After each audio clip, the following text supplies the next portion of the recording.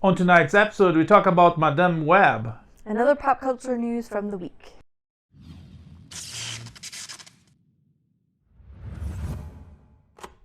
We just saw the new Sony Marvel villainverse, whatever they call that crap.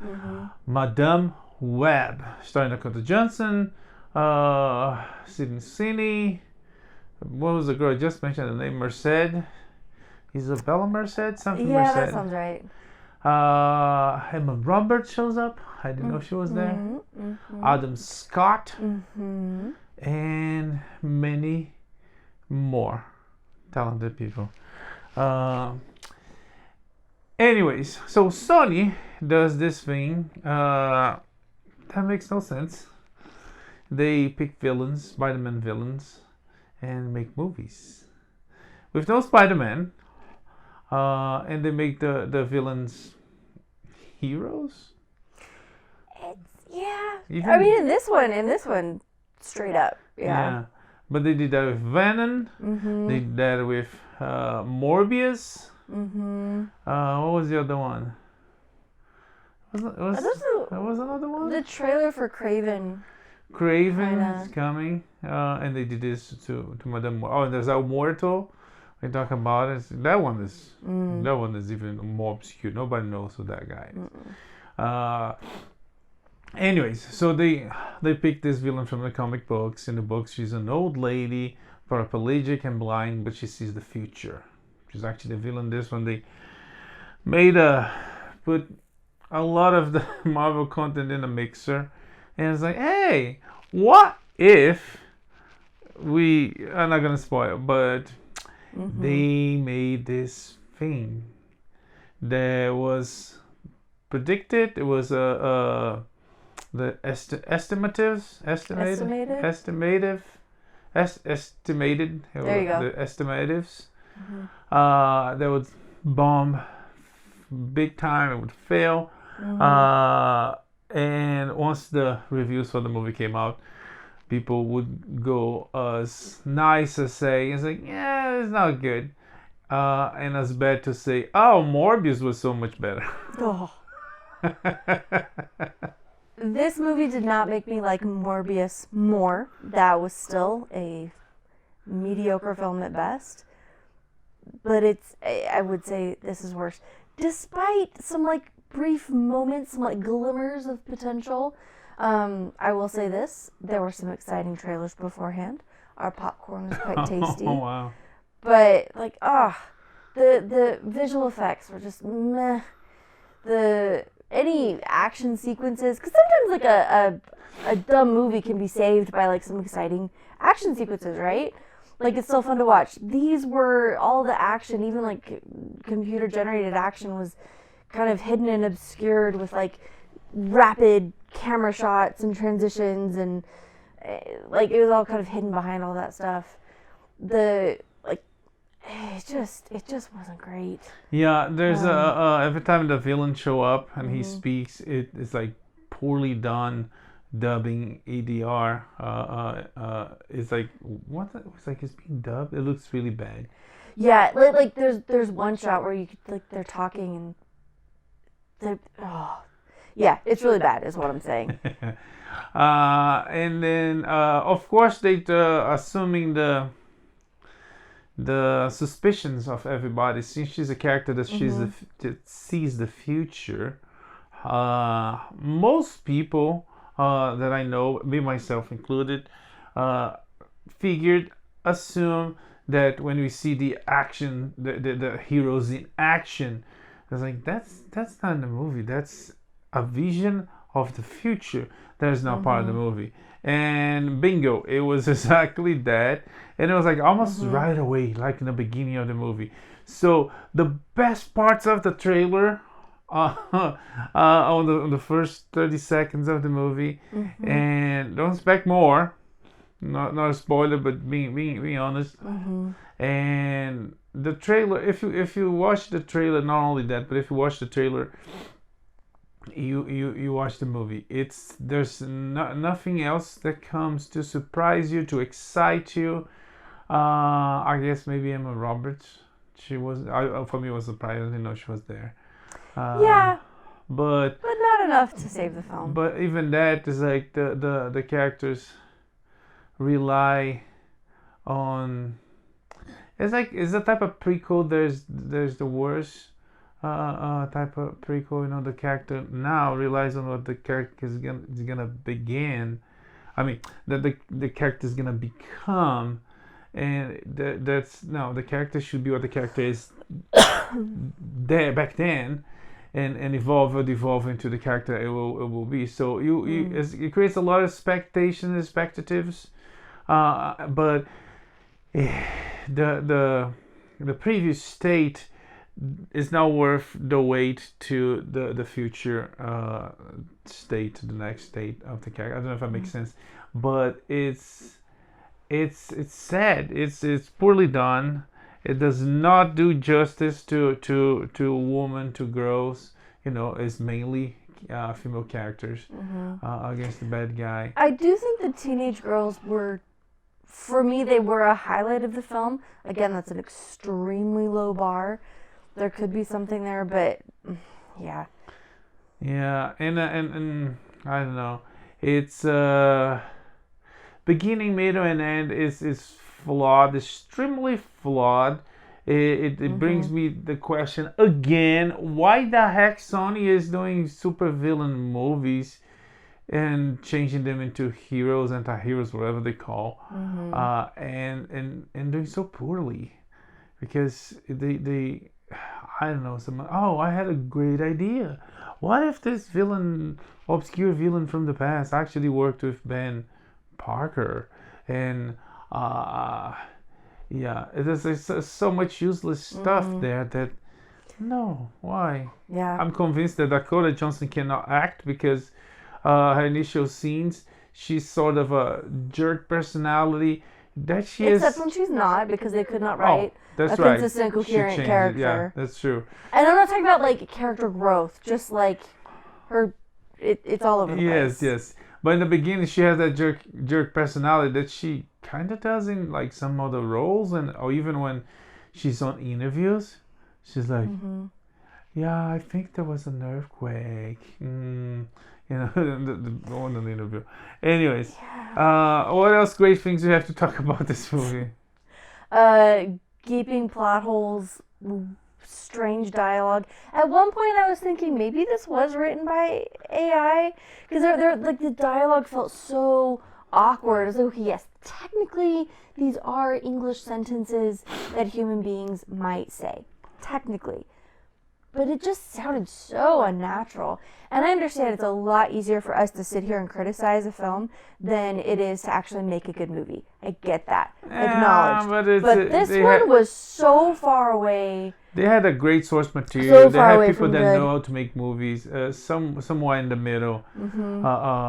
It's like they decided to make that, and they were already coming up with excuses. Like there's people involved with the movie saying that the script of the movie changed quite a lot. I don't know if how it would save that. It's not an excuse. This did not work. There's one moment like it's unbelievable. She's an EMT, a paramedic. She's doing CPR on a guy, right? They gotta save his life. It's a tense scene. Oh my gosh, what's gonna happen? And then someone calls her over, and she looks at him and says, "You're gonna be fine, sir." He opens his eyes, and she just walks away. Like that? What? Like that is how poorly written. Like poorly written. Yeah, very mediocrely written. Guys. To expose how the characters are. There's a moment in a taxi cab that they all talking about what's going on, and one of the characters talks about, he can be climbing the walls, he can't be walking on the walls. That's not how physics works. It's like to expose that she's a science nerd, that she's a smart girl. They have to put these lines there. It's like, I see, she's smart. It's like, you don't you could do that in way more creative ways than just showing that's like, that can happen because anyways, overall it's a mess. The movie is failing as having the worst reviews. We're being generous actually. and it's the movie theater had like, I don't know, 6-7 people plus Yeah. us. If you're going to see it at the theaters, don't wait. Just There's no don't. post-credit scene, Oh, mid-credit yeah. scenes. Which, if anything, on Morbius, it's still funny to this day that the movie was a disaster, was bad, as you know, as we talked about it, and then the post-credit scene connects Morbius to the MCU, and Spider-Man and Vulture, and people Yeah. not people, a couple. It was a couple. It was a couple in front of Yeah. us that we will never forget. I got so excited. Yeah. In this They're one, eating it up. yeah, in this one, they don't try to connect at all. It's like there's no post-credit scene, so there's not even that like thing that will connect you to the Yeah. MCU and give you that spark of hope that might, I mean, to some people. So Yeah. overall, honestly, it's the best decision they made. yeah, overall, it's might be a pass if you don't. Yeah. Wait Wait for for it. Dune. Wait for it on streaming. If you want to watch It's still that. 2 hours of your life you'll never get back. Yeah. I don't think it's terribly Yeah, worth it. it drags. Yeah. It doesn't have so many jokes. You know, MCU, they want to be funny, they want to be clever. So many jokes that felt like super flat. It was like I couldn't even sum up a pity laugh. It was just, to be honest, we laughed more about some of the crap they were doing that were like wrong and ridiculous yes. than the Like jokes. when the dead man just opens his eyes, like that. I fully Yeah. laughed at that. That was too much. Yeah, and we're not gonna talk more about it because you don't want to spoil it. Even though the movie does that for Yeah. itself. ship It's yeah, Madame Web is available in theaters everywhere. If you want to waste your time, waste your money, be advised. If you could do this, would be a great candidate for an MST3K type viewing. Mystery Science Theater 3000. That's the one where they watch like the B movie, like not even B movies, like C and D movies. This would be a great candidate for that kind of thing. Get a group of snarky friends, crack some jokes. It could be very entertaining in that situation. Again, whenever we go off on a movie like this, I just think of the end of Ratatouille where Anton Hey, Ego. careful, don't spoil. Ratatouille's been out for decades. Okay, At this point, it's on them. it's on me. But I Anton never Ego- seen Ratatouille, so yeah, I never seen Ratatouille. Oh, well, there's this great speech at the end about, critics versus creators and who's actually, like, creating value and doing something of worth for society. So, like, I get that, but this movie wasn't it, guys. Yeah, it's a type of movie.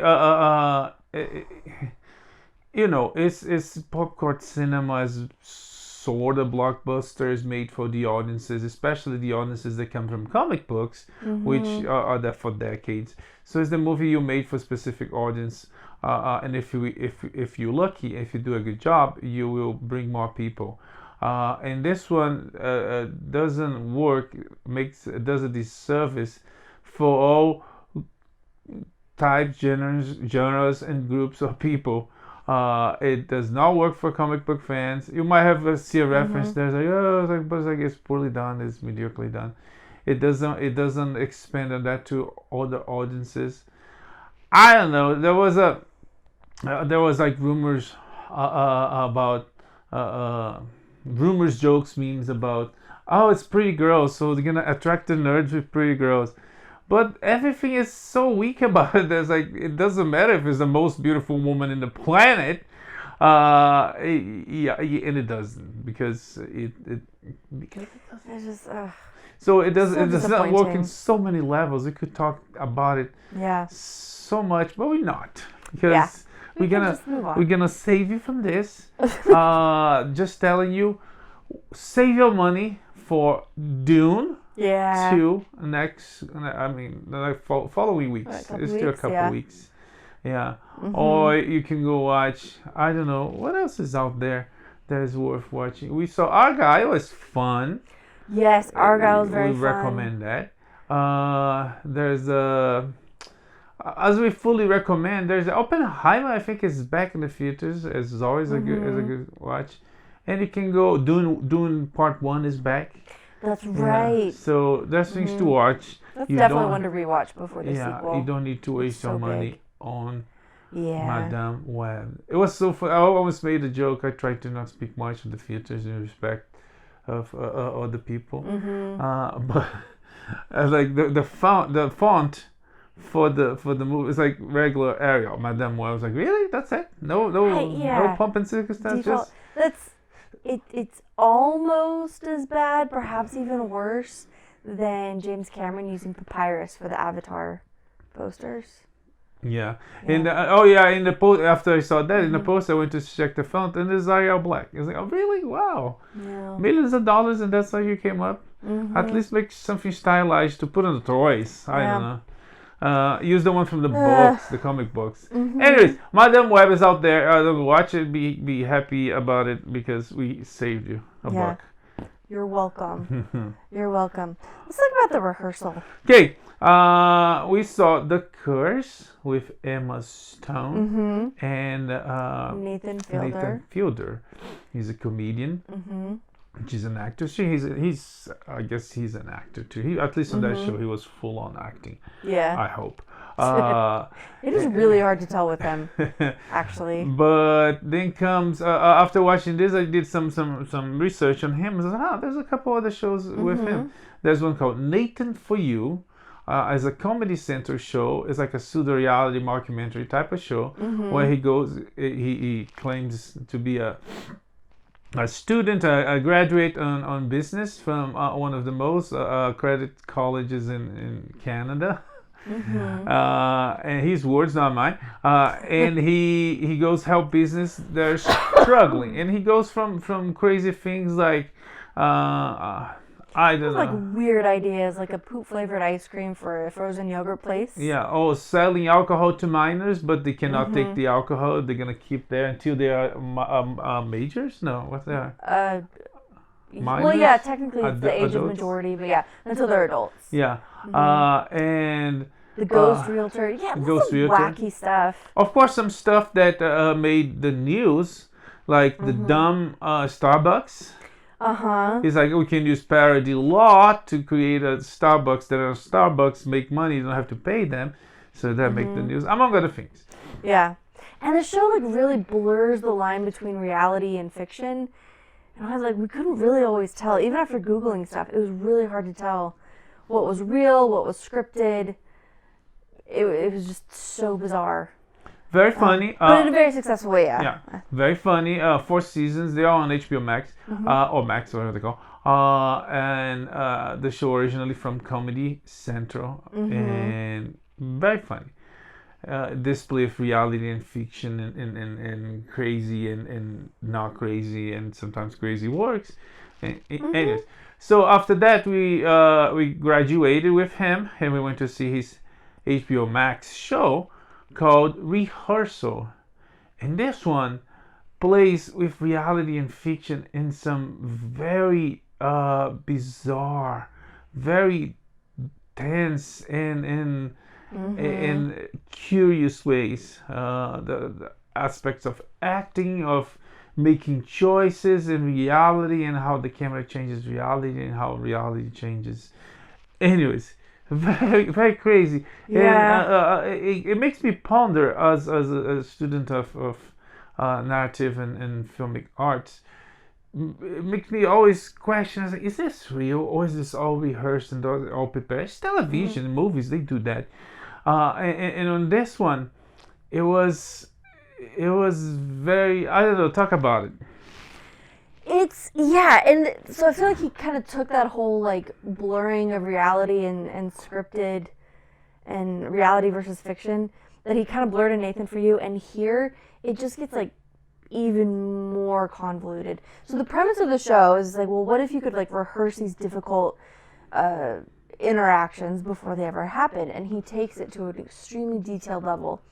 So like hiring actors who then study the people you're going to interact with to help you practice that, and like building perfect replicas of the environments where this is going to happen. This crazy detail. And so it starts out with just like one situation, one person, pretty straightforward, getting to practice this interaction. this difficult conversation. He has the conversation, things work out. It's great. But then it just gets really, really deep, and the rehearsal gets layer upon layer upon layer, and it's really hard to keep track of who's acting and who's real, and are they even real or is it scripted? He gets into this whole thing where this woman wants to rehearse having a family, and so there's children involved, and it gets really intense, and I feel like by the end we left comedy behind, and it was just this huge psychological experiment. And he gets first he's promoting a rehearsal for people that need to make hard decisions, that make to take actions in their lives, and then halfway through the process he gets involved into the rehearsal and he becomes part of it, and the lines get even more blurred, and there's it gets intense. It does, but for me, I liked it at the beginning. I thought the premise was very interesting. Yeah. Excuse me.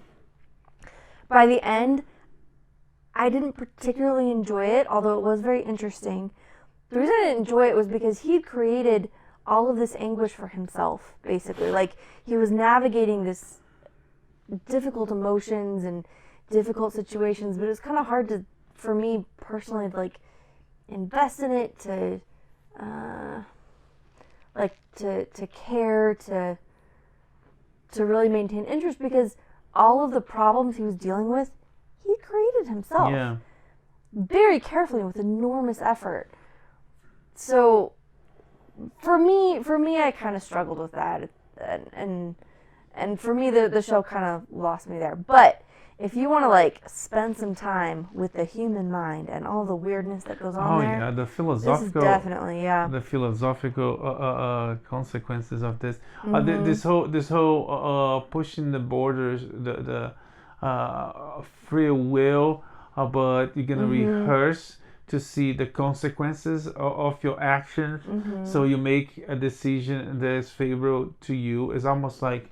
It was very interesting. There was a couple moments that made me question the whole thing, including this lady that is uber religious. He asked her what's her favorite movie, and she said Apocalypto, which I love Mel Gibson. I love his movies, but I doubt that anyone on the planet would say Apocalypto is their most favorite movie. But again, people like Avatar, so who knows. The other moment was when the lady he brings a Jewish lady minister. I'm not sure what tutor. A tutor. She's a tutor. Okay, to talk. So she tutors kids with Hebrew and Jewish history, things like that. Yeah, and she seems very smart. She seems very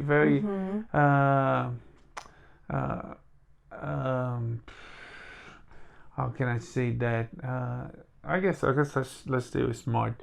And then at some point that the Nathan's wife on the show, she says she cannot, and she says in a very polite way, in a very non-aggressive way, she cannot tolerate or accept that their kid would have Jewish lessons for her religion reasons. And that lady at that moment, she changes. There's oh no, you're anti-Semite. Also, she's going really hard on you're Jewish, you Israel, you represent Israel, you have to go against that. It gets very, very intense, which I thought it was that seems like 5 minutes ago she was nothing like that, and it was okay, if she tried almost by force to convince or to state that she not only has to accept Judaism, but they have to find points of connection, and I thought it was weird. I thought it was I don't know, maybe because she only teaches tutors, she's not diplomatic about it. I didn't think she was diplomatic at all. Not at all, but there was no pretense. For me, she was actually one of my favorite parts of that part of the show, like by that second half, I guess, of the season. Because by that point in the season, there were so many layers of like pretense and artifice. I felt like she was very sincere and open, and that was refreshing. This one character who was then accused of being anti-Semitic, I don't know that she's actually like anti-Semitic, but she was pretty disrespectful. I mean, like, her tone was very polite, but she did straight up say, "I don't accept Judaism as a faith." Well, but that's not great. Well, but that's isn't that what the situation of every people that are not a Jew is?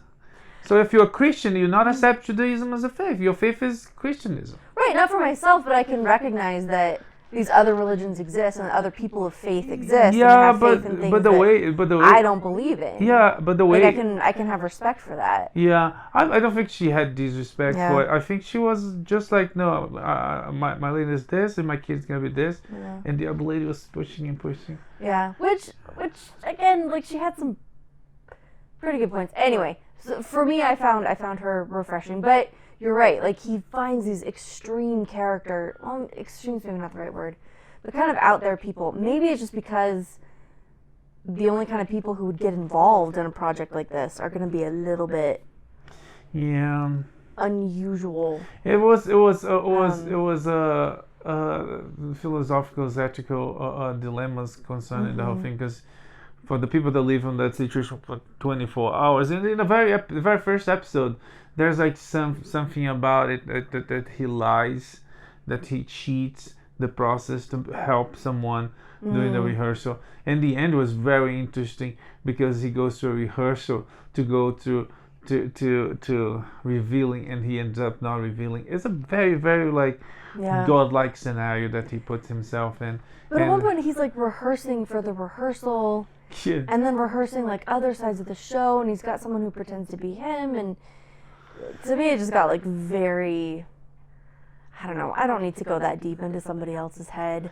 And then he goes in and recruit kids to be part of the process, and the kids are like, they're kids. If you have a kid in town, it's like, go call that person your daddy, and the kid not even had a daddy, so it messes up the kid's mind. It's like a very, very, very interesting experiment. It's bizarre. It's compelling, and it's even painful at some moments, but worth the try if you want to see something new and question the lines of reality and fiction, and what's produced, what's not, what the choices mean, and Anyways, Nathan For You is available on HBO Max, and the Rehearsal is available on HBO Max as well. Anything else about it?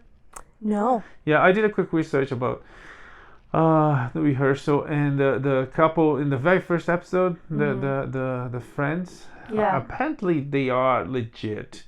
Okay. The lady in the house, there was a lot of questioning about the kid. Is the kid from you? Is that from you? And apparently there's nothing that denies it. But the lady that was in the house, even though they claim that it was all true as they suppose in the show, she is an actress, but she was not acting. You know, her profession as an actress. She doesn't live by selling the stuff they said. She does sell, but she also worked as an actress, or was an actress until she found Jesus, as she claimed. Anyways, the Rehearsal available on HBO Max. Okay. And then last up, while we're talking about stuff we watched, Disney has confirmed that the Marvels lost $200 million. Yeah. That's a lot of dollars. Well, wait to see how much they're gonna lose with Madame Web. Well, Madame Web is Sony, right? Sony Marvel. Oh, okay. Yeah, but it's mostly Sony. Disney. It's mostly Sony. Yeah, it's not Disney. But yeah, it might lose less because I hope that costs less. There's no way. I would certainly hope that was much cheaper. Yeah. Anyway. Speaking of other downers, and then we'll get to more fun stuff. Sirius XM is laying off 160 staffers. Paramount Global is laying off 800 staffers. And CNN is cutting salaries. So Yeah, that's happening. but the economy, it's a mess. And there's this whole questioning about the strikes, and it's like if should Hollywood be trusted? It's I mean, you heard here, we talked about it, that that would happen because if they have to pay more, you have a group of 5, they have to pay more, they have to double the 5. Of course, they're not gonna double the 5, they're gonna cut in half to keep it alive as it was, so they don't. Yeah, so they got what they wanted, they got what they needed, but it's kind of a two-edged sword. Yeah, but not for everybody. Yeah. Anyways, and CNN cutting salaries, they are overpaid, those punk liars. But anyways, I haven't heard anything terribly impressive coming out of CNN recently. Yeah. Like I get headlines, I see headlines and articles the only from good different thing, sources. the only good thing it's about never CNN, the only good thing about CNN is James Earl Jones. What does he have to You do didn't with know? CNN? You didn't know that? No. He's the guy that says this is CNN. Oh. Yeah. So all right. The only thing. Anyways. Yeah, okay, that's the beginning. Okay, Super Bowl 58. Yeah, we saw it. It was. I mean, I didn't have a dog, a horse, or a bear in the game, or an eagle in the game. In the race, or whatever the saying is. So I watched because. You know, football, Super Bowl, it's an American institution. Yeah, and snacks and commercials. Yeah, you know, it's fun.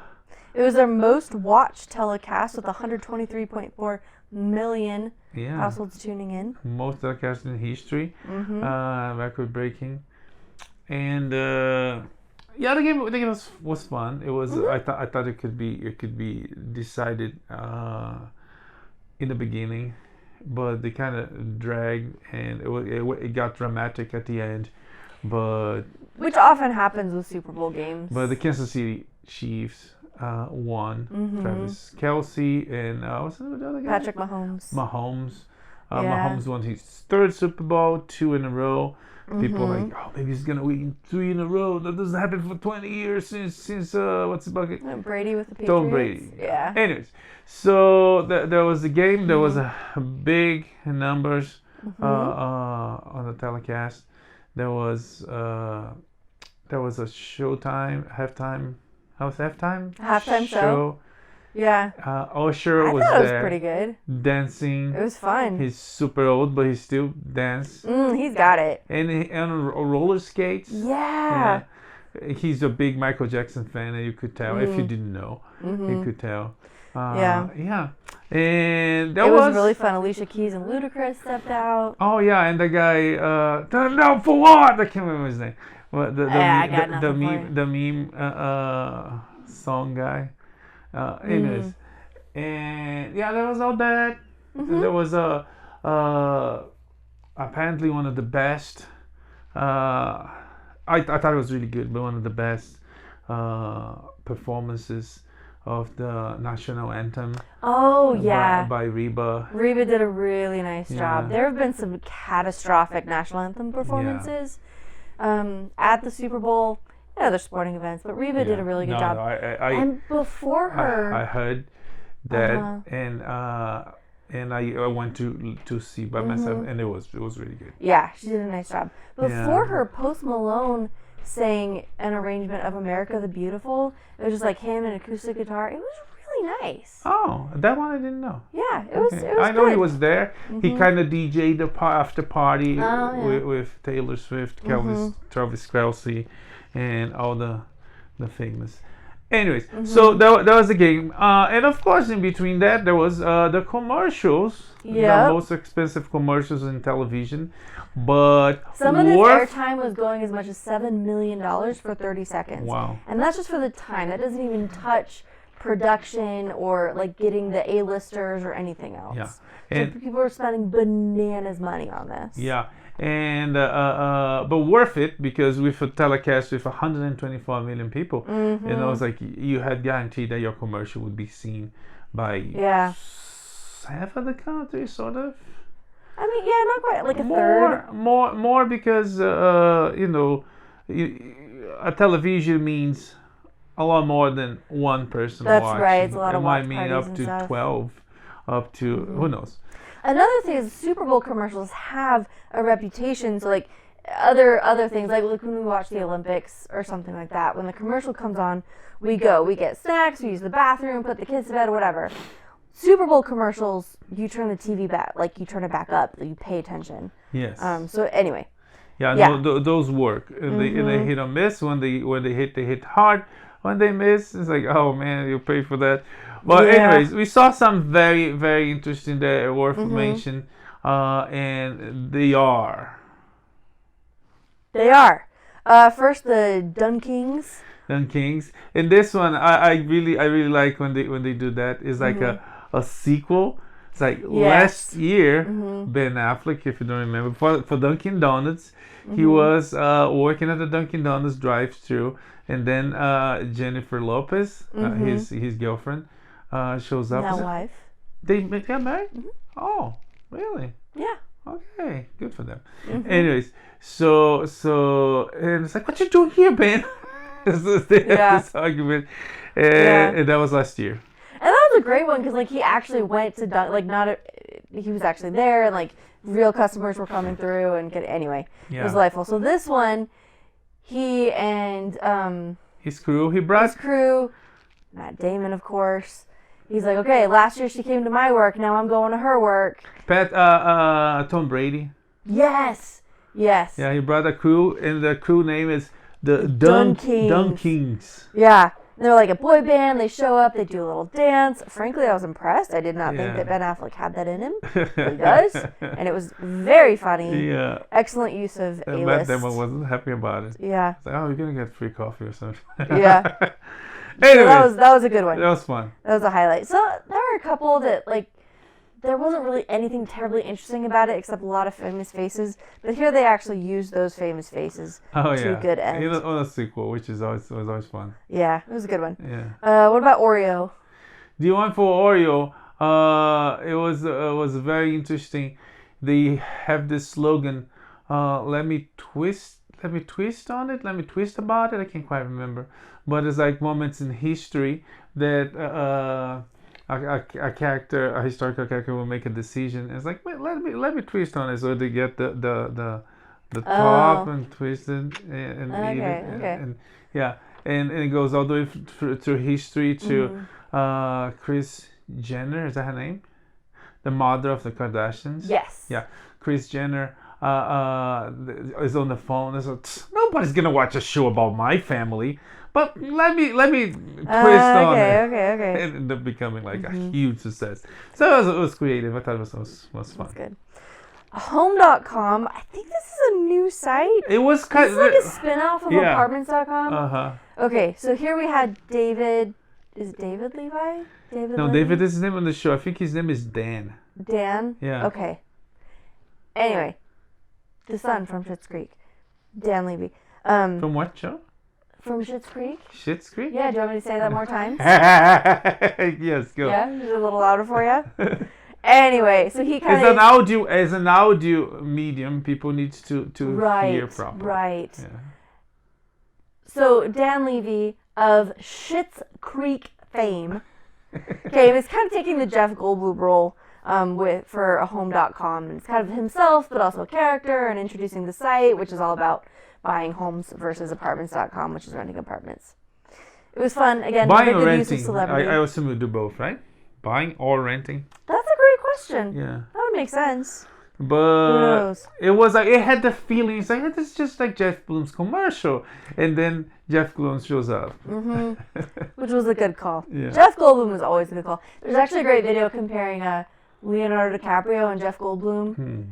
There, the camera found Leonardo DiCaprio, his box at the Super Bowl, and he kind of glances up at the screen, he's like, and then he just keeps doing his thing, kind of ignoring the crowd and just enjoying the game. Then the camera finds Jeff Goldblum in his box, and his friends are like, hey, and he looks up, and he's like, ah! And he goes nuts, and does his whole Jeff Goldblum thing. The man is just delightful. Cool. Cuckoo bananas. Okay, and then Robert Kennedy Jr. had a really interesting and bizarre campaign commercial. Yeah, inspired by the Kennedys of old commercial. Catchy song, old song, same jingle using old looking materials. It was I will not remember. It got into some controversy post. I can't remember what was it. But anyways, which he came out to sort of apologize, which was an interesting thing because he said, "I was not involved. It was a group, in politics. There's like different like groups. one of the PACs. Yeah, that paid for it. He was not consulted or involved. Either way, I thought it was spectacular. You paid for that spot, and you throw that name. It was like Biden didn't do it. Trump didn't do it. This guy say, or his people said. It was his pack, yeah. Or maybe not his pack, but it was a. Yeah, it's like, let's do it. It was like, oh, that's creative. Maybe even a little bit bold, because, Super Bowl commercials are impactful. And anyways. Yeah, another one that was kind of unexpected, but I personally found quite impactful, was the Stop Hate commercials. The Jewish community? No. That Stop Hate is the Jewish community. Oh, it is? Yeah. Are you That was another. Yeah, I'm sure. Okay, maybe I'm thinking. Yeah. What was the one with them washing feet? Oh, that one was help us, has us, save us. I think it's called. He Gets Us. He Gets Us. That's okay. I thought that's what that was. Yeah, this one was the Jewish community that's going through so many troubles these days. And really all the days. Yes. Pay for this commercial again. Super Bowl is a big venue, and they talk about their cause and what they're the problems they're going through, and how they are trying to help their people here in the U.S. and overseas, in Israel and everywhere. Yeah, the He Gets Us ad I thought was kind of a similar vein, but less focused. It just showed photographs of people who would normally be very much at odds, opposed to each other, or washing each other's feet, and just kind of reminding people of the message of Jesus, right? That we need to love and serve each other, and that's what He does for us, and that's what anyway. Yeah, I thought it was really lovely. That one, that one I thought was a little bit, I don't know, Christmas Catholics, what I'm talking about. That goes once a year to church. I mean, sort of. Some of the. I'm not even talking about some of the conflicts. Like these people should love and respect these people. But the construction of the whole thing, it was like Jesus didn't teach hate, which is kind of like, it's like, really? Do you really have to be clear about that? Yeah. I mean, we shouldn't have to be. But exactly. We shouldn't have to be. Yeah. But it needs to be said, because as much as I strive to love one another, people are terrible, and we need to be reminded that, especially in an increasingly polarized society where our leaders are trying to accumulate power by driving hatred. And generating and stoking hatred, and anger and conflict, we need to be reminded, especially as a predominantly Christian nation, and so many people profess to be Christian. But anyway, I guess that's a meaty conversation for another day. Yeah. But the point is, I thought it was worthwhile. It was nice to see something with a high production value that was thoughtful and could communicate with people outside of Christianity, but that was still expressly about Jesus. I thought it was well done. Even that, when you go to that aspect, it goes like he didn't teach hate, which was kind of duh, and he washed feet.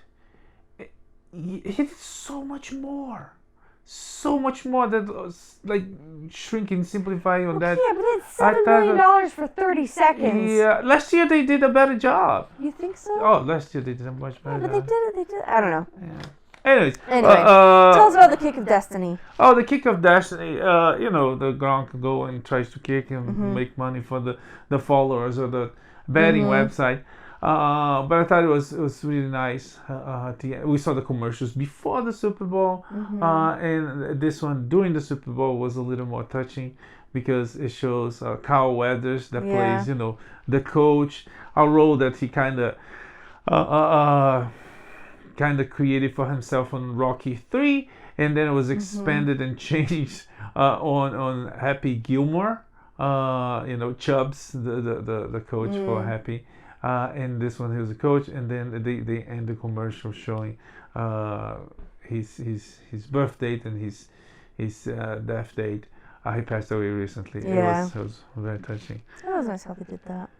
Okay, we also saw some very exciting, not really trailers. We saw like teasers, and that would say then go watch the trailer online.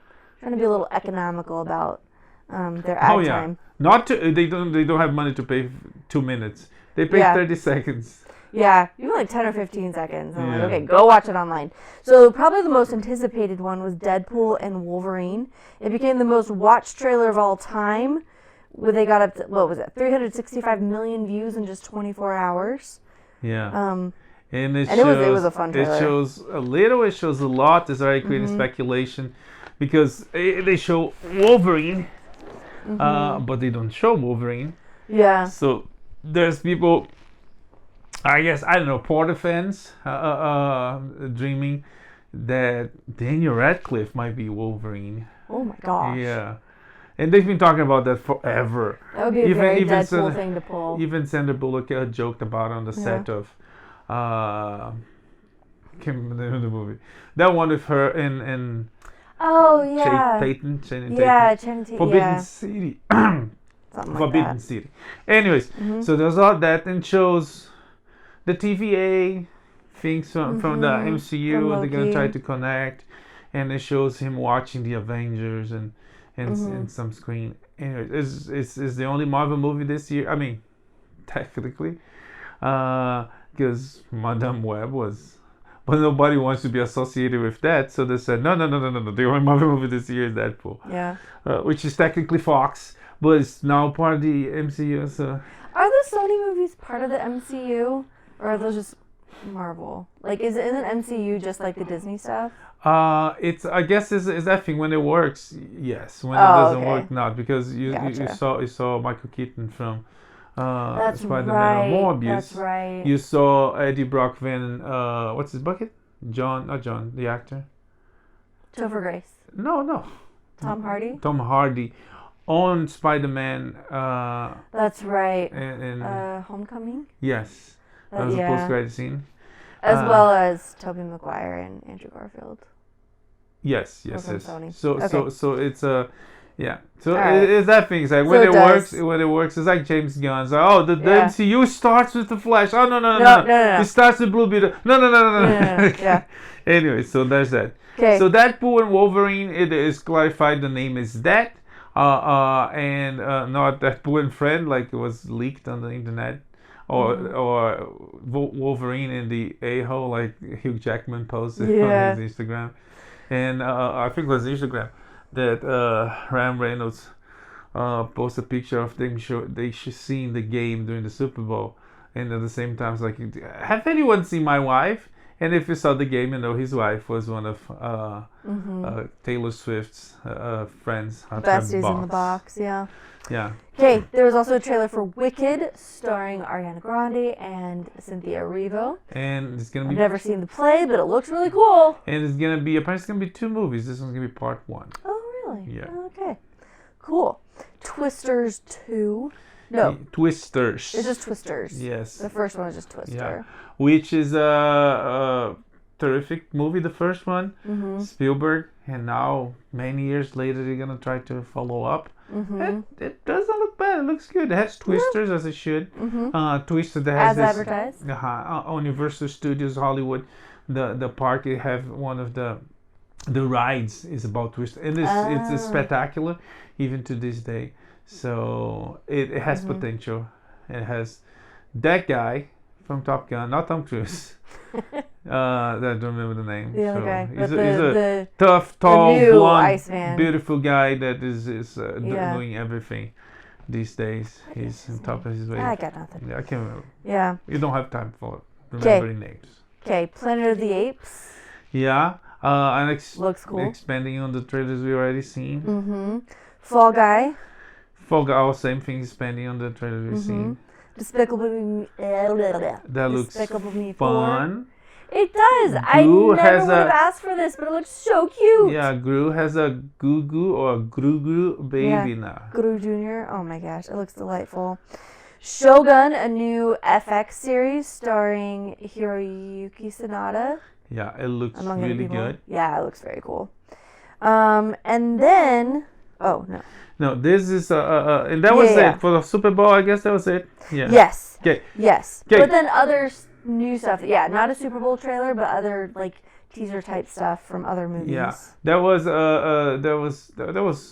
all the things. Those are some of the things you remember. Some of the things that you should talk about that. But yesterday was Valentine's Day, so we hope you had a good Valentine's Day with your loved ones. And Marvel took the chance to finally reveal the cast of the Fantastic Four. And I cannot remember the Pedro Pascal, Vanessa Kirby. I can't remember the rest of the names. I'm not gonna. Iku Bakarak, I think that's his name, from The Bear. He was the cousin. And that's right. He has an unexpected. And Eddie Munson from Stranger Things. That's the name of the character. I can't remember that name. We can come back to it when it's closer. Which is kind of. It's okay. It looks like. Reed Richards. I was like, I don't know, Pedro Pascal. Let's see. There's like people hyped about it, saying that he's the new Robert Downey Jr. of the MCU. He's gonna be amazing. He's gonna be incredible. It's like maybe he could be. He could be. I don't know. Everything could. Yeah. But yeah. But you're gonna be tough to please with this one, no matter what. Yeah. Because this is one of your favorite. True. The first image was cryptic. It shows the family sitting on a pink room, sort of celebrating Valentine's Day. There's Ben Green, the Thing, reading a magazine from the 60s. So people say, oh, maybe this will take place in the 60s. That's right. We haven't seen a lot, but what we have seen definitely has a very retro vibe. So we'll see what comes. And who they're gonna cast for Doctor Doom or Galactus? There's a lot of big shoes to fill. There's already the whole controversy that they would cast Lizzo as Silver Surfer. They would change the sex, the color, and the size of the Silver Surfer. Anyways, but we come back to it. Another Valentine's Day announcement was not announcement, but DC posted pictures of Joker and Harley from Joker Folie, and that crazy couple romance. So they took the chance. They did. All right, let's look at Disney for a second. Mandalorian and Grogu will be the next Star Wars movie, and it's coming in 2026. Okay. We just talked about Fantastic Four. Kevin Feige told Mark Ruffalo that a Hulk solo movie is not going to happen. Which is good, because hasn't he had 3 solo movies? I feel like we've been there. 2. We did that. None is Mark Ruffalo. Well, yeah, but I mean, Yeah. Edward Norton one was really good. The other one wasn't bad, but now it doesn't fit. Both movies don't fit with the MCU. Sure, because the Hulk movie is intense and serious, and you don't want that. You want the jokes, right? Right. Yeah. The smart Hulk, it's dumb and looks like Pildo. What's it called? Pillsbury Dough. The Pillsbury Doughboy. Yeah. Anyways. It doesn't look anything like that. It's like chubby and the effects on the work was subpar compared. That's true. That's fair. Yeah. But. I thought this was exciting. My daughters are very excited about this. Taylor Swift announced that her Eras Tour film is going to be streaming on Disney Plus as of March 15th. Cool. So, yay for them. DGA Awards, Directors Guild Awards, awarded Christopher Nolan for Oppenheimer. Yep, another director news. Dan Trachtenberg is going to be directing a new Predator movie. Yeah, he directed Prey, and the success of the movie is going to give him another shot. Yes. Hideo Kojima, the creator of Metal Gear Solid and among other very popular, very famous video games, said that his new video game will make your mom think it's a movie. I don't know what that means. That's a good thing. Okay. Right? Because some video games have a really good storylines that spend to multiple games. That could be a good movie or could teach something to the movie industry. You know, see Mario, how huge it was. Sonic did really good. When you don't try to be creative and change something that's good, you know, like Assassin's Creed or. Oh my gosh. Yeah. So disappointing. It's a good thing. Yeah. One thing that we'll never get to see, a movie we'll never get to see, is Coyote versus Acme. Yeah. This is a bummer. They did try to resurrect, try again, but it failed. It's never gonna explode like the Coyote. Yep. Suits LA, this is a Suits spin-off, has cast Stephen Amell in the lead role. Yeah. He was known and famous for Arrow and from Hills. Yeah. Now he's coming back to broadcast TV. I think Suits was broadcast. Presumably this will be a much easier role for him. So I feel like Heels was pretty violent, pretty intense. I mean violent, like it was tough on him physically, is what I meant. Okay, Ridley Scott is thinking about directing a Bee Gees biopic from Paramount. Yeah. I hope it's more of a biopic than a play. And last but not least, Kevin Costner opened a brand new studio around here in St. George. Yeah. This is St. George is in southern Utah, so lots of that beautiful red rock and western vibe. So that's cool. He was there shooting a movie and loved the place. So yeah, good for him. Good for the industry and locals. It's bringing. I didn't put the amount there, right? No. Yeah, it's bringing a lot of money, a lot of business to that area. Yep. Anyways, anything else? No. I guess that's it for this week. We come back next week with more pop culture news and entertainment. May the force be with you. Live long and prosper. Bye. Bye.